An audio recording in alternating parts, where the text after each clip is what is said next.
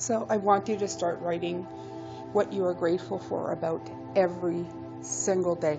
I don't care if you're writing about the fact that you didn't stub your toe on the side of a freaking wall or a chair or a table. I want you to write that you're grateful that that didn't happen today and that you're having a good freaking day.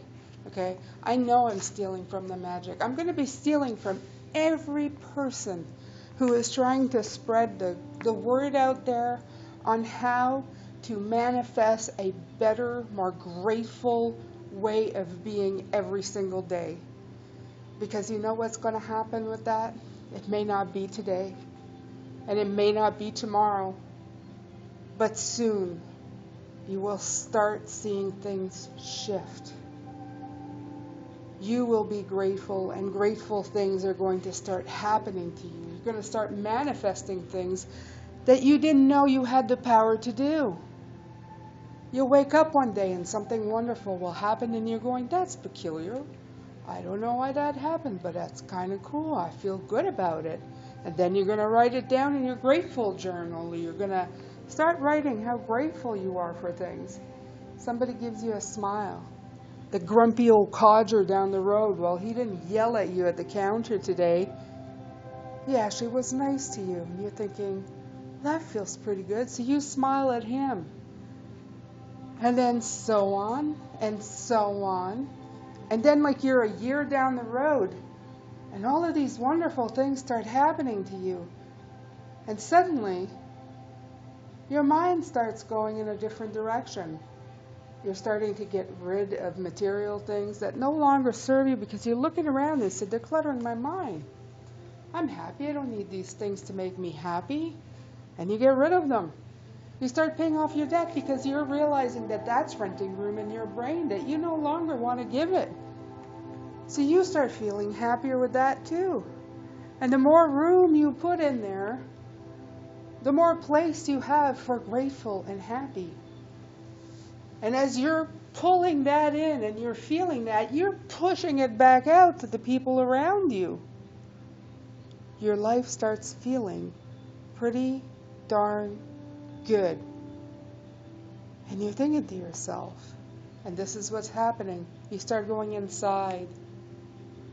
You start wondering, what is the meaning of all this? Are we meant to run every single day like a bunch of crazy people? Passing each other at 120 kilometers. I'm from Canada, 110 miles, 120 kilometers, whatever you want to call it, too fast. Trying to get to a destination that means nothing. Most people buy a house and never spend time with it. Most people marry each other to never be together. What this pandemic did is that it put us all together. It forced us to look at things we didn't want to look at. The bills, the two big bills that we had to pay that maybe we shouldn't have. The relationships that we built that we didn't invest any time in. Suddenly, you had to go inside yourself and admit to yourself a few facts that maybe were not that great. So you go into yourself and you start looking at books like The Magic. And you start wondering to yourself, what am I supposed to be doing here? The Secret, The Magic. What am I supposed to be doing here? What is my meaning to be here? It's got to be better. I can't be working for an employer for the rest of my life, making him rich. How many times have you put your heart and soul in something for somebody else's company? You should be putting that heart and soul in yourself and giving it to the people who matter. But you can't live on, I care about you, right? Maybe, maybe not. More than ever in this world, there are opportunities now for you to do that. We also found that out with the pandemic. You can work from home. You don't need to physically move yourself out. Wait till you figure out that you don't need to physically move to be energetic and at one with the universe. You don't need to do anything at all. Wait till you figure out that you are a spiritual being having a human experience. And I'll repeat that. Because I told myself that for years. I thought I was the most spiritual person I knew. Okay, it was like I zen.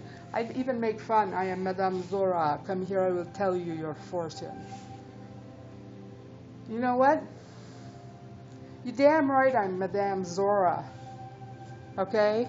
And I am telling you your fortune. I'm doing it right now, and I'm doing it in a grand scale. I'm telling you that you have to go inside. You have to go inside. You got to trust that voice inside. And I'm not talking about the voice in your head. There is one of those too. It's usually linked to your ego. It's usually telling you stuff that doesn't make you feel very good. You're not good enough. You don't make enough money. You're not pretty enough. You're too fat. You're not nice. What the hell's wrong with you? All of that stuff. That's ego. Ego. You are enough. You are a spirit in a human body. This is like somebody, I heard him say, you're renting this. Okay? That inner thing, that energy, that spirit, that soul, whatever you want to call it, that's forever. Okay?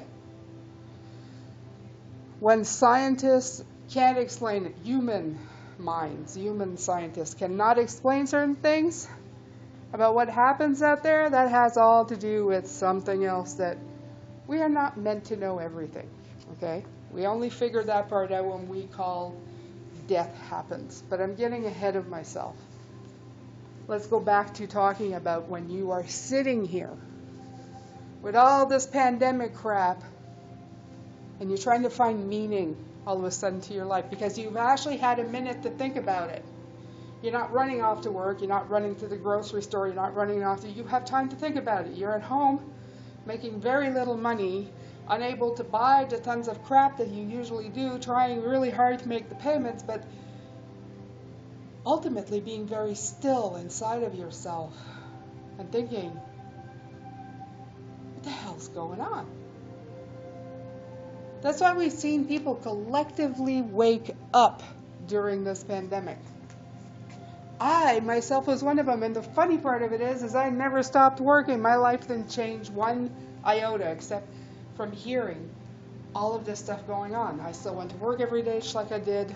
I wasn't really a person going out much. I'd go out with my husband. I'd stick close to home. You can ask even my closest friends. I hardly saw them. The people that I loved the most. Didn't really go out, see them. Stuck to myself. As an empath, it's very hard to deal with all those energies. And I didn't really realize that until later. But as you sit there and you try to figure out what's going on inside of me, things start happening. You start doing the grateful thing. If you haven't done or tried that before, like the soup that makes you lose, 10 pounds a week by eating soup for all the time. You've given it a try. You've written down a grateful journal. If you stuck with it, you saw things started changing. But now you're really starting to think about it. You're really starting to think about it. And some people had the time to do it. And then they started seeing things the way they were. Instead of living in fear, they started living in vibration. They started turning off the stuff that was going on TV, all the conspiracy theories and the COVID. And as much as I know a lot of people died from it, when you live in energy, you know that it doesn't really matter. We all have an expiry date on these rentals. They disappear. Doesn't mean you're gone. Doesn't mean you're dead. Internally, you stay alive. And as you sit there and you start realizing these things and start connecting with other energies, the cosmos, the universe, the source, whatever you want to call it, when you do finally join the other energies, you realize maybe what's been missing. That connection. You see, folks, I was sent here. Well, I was not sent in. I chose to be here at this time. I chose to be in this lifetime, knowing that this was going to happen now. If you would have asked me that 5 years ago, I would have told you, what? What are you talking about? I'm just trying to pay off my mortgage and my bills. Live a quiet life. Please don't bother me. But I made connection with spirit. And when I did that, to my great surprise, because I'm more of an accountant, analytical, great planner person, very enthusiastic, getting better, and very grateful as I go along because the changes have been slowly showing up. And sometimes I think of things that I did 5 or 6 years ago and go, this is all a grand plan, was it? Of course it's a grand plan. Before you come back in every lifetime, and by the way, if you didn't know, I do believe in reincarnation of the bodies. The soul are not reincarnated. They come from the same place they were before. We are the same energies we have been forever. We come back in pockets. The way I like to explain it to people is we are in a play. Okay?